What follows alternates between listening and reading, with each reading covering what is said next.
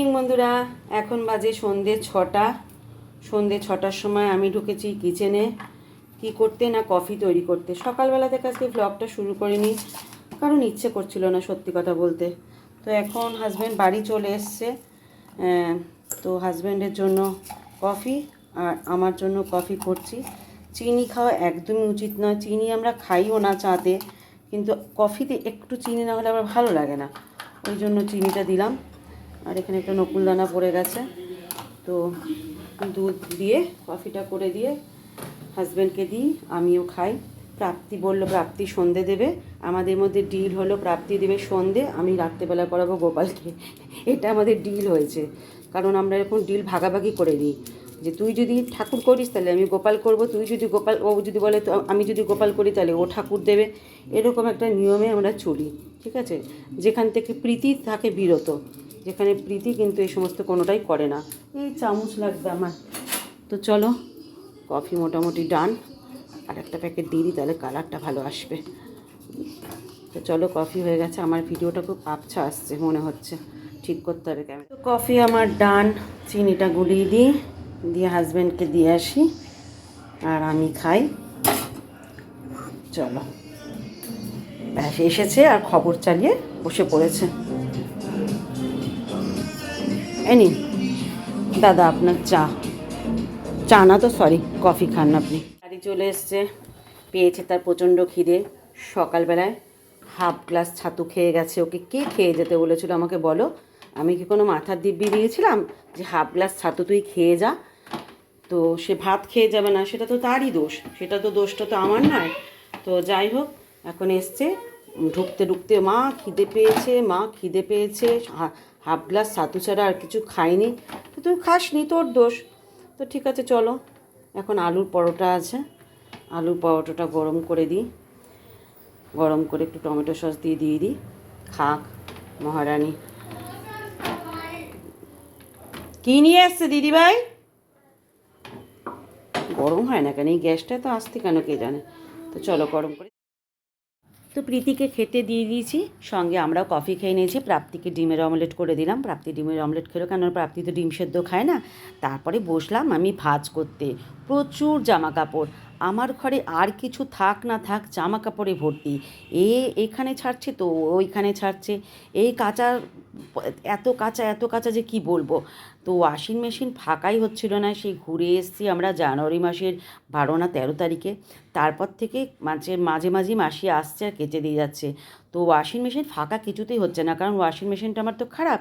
তো সেই জন্য ওয়াশিং মেশিনের সমস্ত ঢুকিয়ে রাখি যেগুলো কাচাকাচি হয়।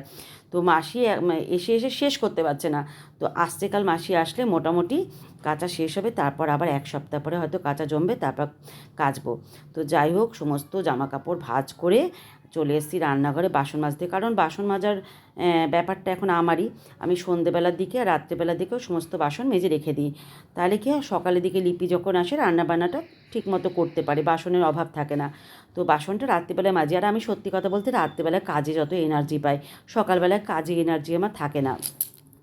তো সমস্ত বাসন মেজে এখন দুটো মাত্র রুটি করব হাজব্যান্ডের জন্য, আর প্রাপ্তিকে না ভাত খাবো, কারণ না আজকে দুজনেই ভাত খায়নি। প্রাপ্তি স্কুল যায়নি, কিন্তু ও না ভাত খায়নি জানো। আজকে দুপুরবেলায় দুটোর সময় উঠে আলুর পরোটা খেয়েছে, আর তারপর কি খিদে থাকে বলো তো?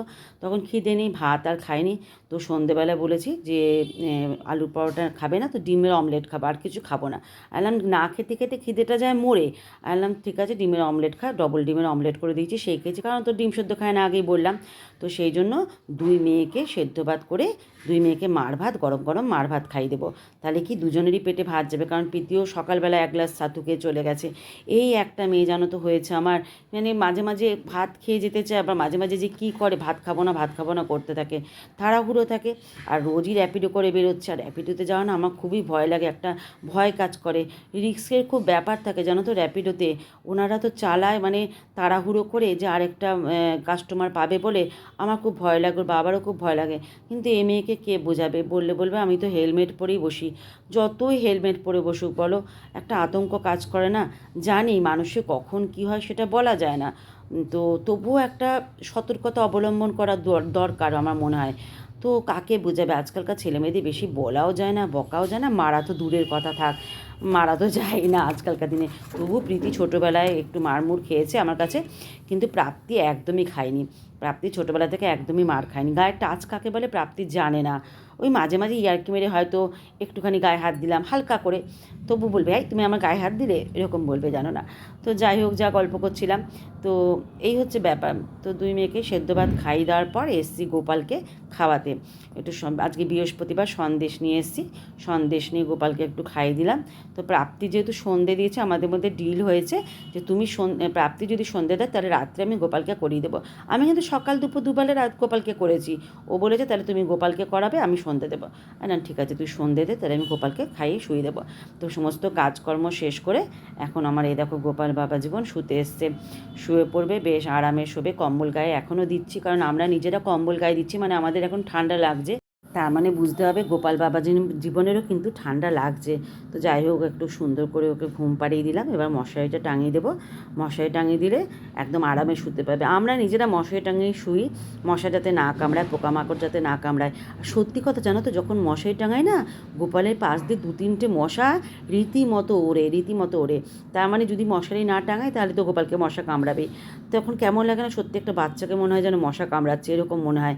আর করতে করতে সেবা করতে করতে এমন হয়ে গেছে না, ওকে যদি কিছু সেবা না করি তখন মনে হয় আরে গোপালকে করলাম না। তো মনে হয় কিছু কিনলেও প্রীতিপ্রাপ্তির জন্য যখন কিছু কিনি তখন মনে হয় একটু গোপালের জন্য কিছু কিনলাম না। তো খাওয়ার হোক বা ড্রেস হোক, যখনই প্রীতিপ্রাপ্তির জন্য কিছু কিনি তখন গোপালের জন্য কিনে নিই। তো দেখো গোপাল সোনা আমার শুয়ে পড়েছে, 11টা বেজে গেছে। অবশ্য আমরা একটু দেরি করে শুই, দেরি করে উঠি, তাই আমাদের গোপালও আমাদের মতো রুল মেনে চলে। ও দেরি করে শোয়, দেরি করে ওঠে। তাই যাই হোক, গোপালকে শুয়ে দিয়ে চলে এসেছি রান্নাঘর পরিষ্কার করতে। রান্নাঘর পরিষ্কার হয়ে গেছে। এই দেখো, এটা হচ্ছে জিরে জল ভিজিয়েছি। রোজ সকালে আমি জিরে জল খাই। প্রথমে জিরেটাকে রাত্রেবেলায় ভিজিয়ে রাখি, 1 চামচ জিরে, তার থেকে বেশি কিন্তু নেবে না কখনো। তোমরা খেতে পারো, এতে নাকি বলে পেটের চর্বি কমে, ফ্যাট লস হয়। তো দেখা যাক, কন্টিনিউ করি।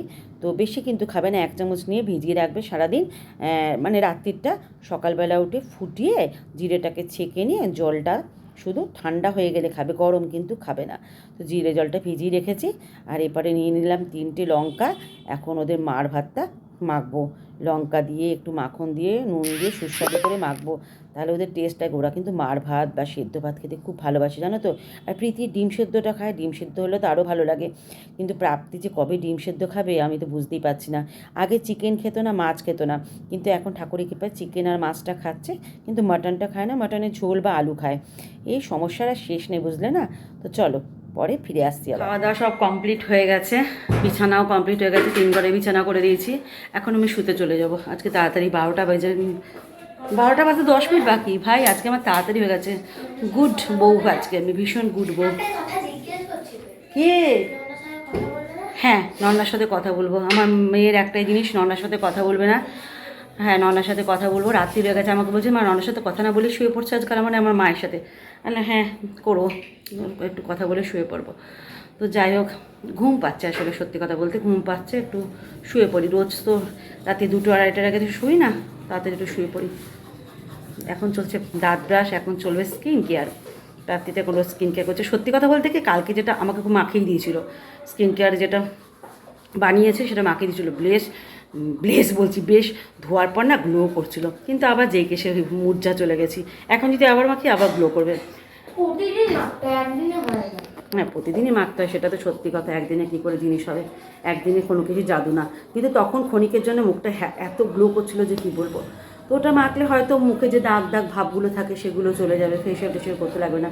আমি অবশ্যই ফেসিয়াল করি না, আমি ডিটেন করেছিলাম, কিন্তু ফেসিয়াল জিনিসটা করি না। ডিটেনও করি না, সত্যি কথা বলতে ডিটেনও করি না। এই হুজুকে পরে একটু এবারে করেছিলাম, কখন বোনের বিয়েতে করে গেছিলাম। তো যাই হোক, ব্লগটা আজকে খুব ছোট্ট হলো। আজকের ব্লগটা এই পর্যন্তই। আজকে আর বড় করলাম না, হয়তো 8 মিনিট হয়তো এরকম ভিডিও হয়েছে। আজকাল কন্টেন্ট খুঁজে পেলাম না, কি কন্টেন্ট দেখাবো। সকাল থেকে তো শুরু করিনি, রাত্রেবেলা শুরু করেছি। উল্টো দিকে চিৎকার চেঁচামেচি হচ্ছে বিয়ে বাড়ি, উৎসব ভবনে। আর আমাদের এখন এমন অসুবিধা হচ্ছে, আগে কত সুন্দর বিয়ে বাড়ি দেখতে পেতাম, এখন তো আমাদের এখানে বাড়ি হয়ে গেছে না, বিয়ে বাড়িটা দেখতে পারি না। এই জানলাটা খুলে একটু দেখা যাবে, কিন্তু আমাদের ছোটো ঘর দিয়ে সম্পূর্ণ দেখা যেত, এখন সেটা দেখতে পারি না।